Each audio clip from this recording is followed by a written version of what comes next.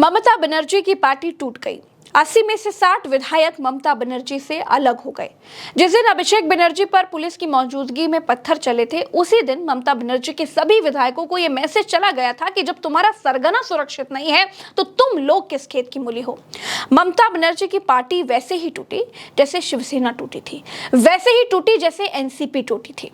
लेकिन एक फर्क यह है कि वहां सत्ता पाने के लिए टूट हुई थी और यहां पर ममता बनर्जी को ठिकाने लगाने के लिए टूट हुई है। जिन दो विधायकों ऋतुव्रत बनर्जी और संदीपन साहा को ममता बनर्जी ने पार्टी से बाहर किया, वही पार्टी तोड़ने के अगुवाकार बने। सोमवार को पार्टी से निकाले गए विधायक ऋतुव्रत बनर्जी को पार्टी के करीब 60 बागी एमएलए ने विधायक दल का नेता घोषित कर दिया और इन सभी ने विधानसभा अध्यक्ष राजेंद्र बोस से मिलकर के समर्थन पत्र भी सौंप दिया।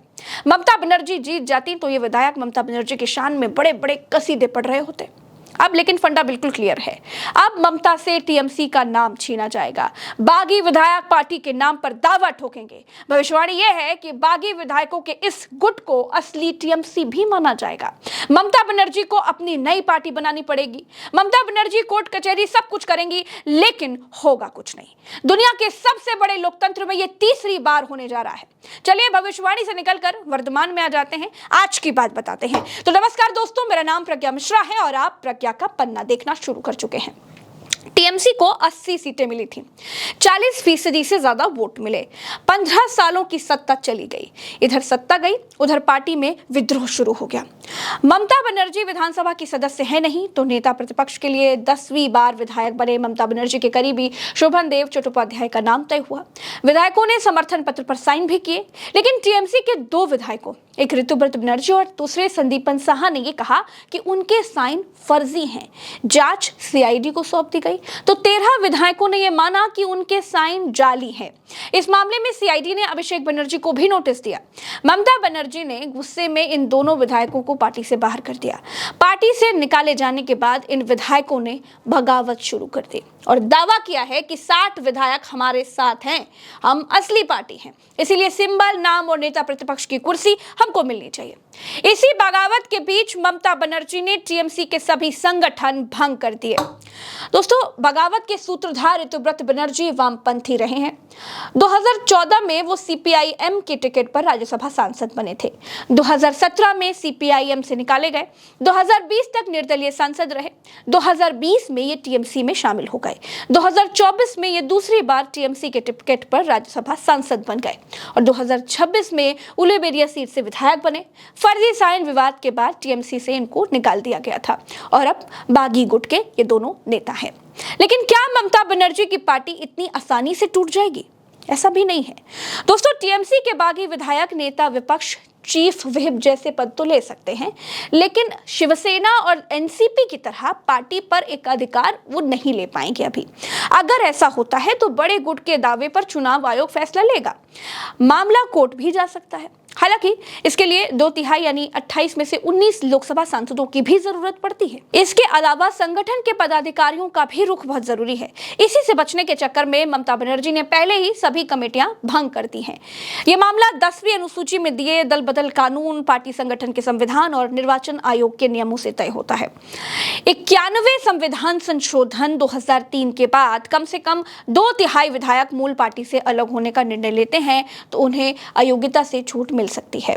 इसके बाद चुनाव आयोग ये जांच करता है कि पार्टी पर असली नियंत्रण किसका होगा। इसके लिए 4 पॉइंट तय किए गए हैं। पहला, पार्टी संगठन किसके साथ है। दूसरा, राष्ट्रीय राज्य कार्यकारिणी किसके साथ है।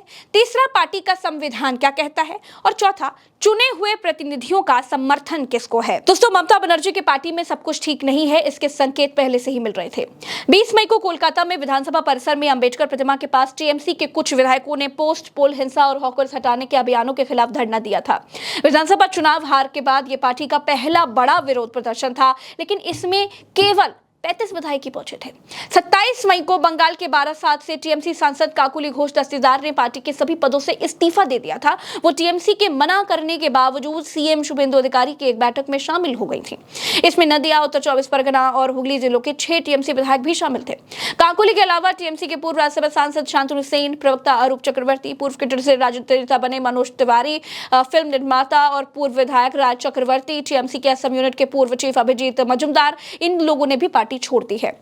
दोस्तों 31 मई को ममता बनर्जी ने विधायकों की मीटिंग बुलाई जिसमें 20 विधायक ही पहुंचे, जिस वजह से मीटिंग कैंसिल हो गई। 2 जून को ममता बनर्जी खुद सड़क पर उतरी और प्रदर्शन किया तो सिर्फ 3 सांसद और 8 विधायक ही उनका साथ देने के लिए पहुंचे। इस बीच भाजपा नेता सौमित्र खान ने दावा किया है कि टीएमसी के कुल 28 में से 20 सांसद तो भाजपा के संपर्क में है।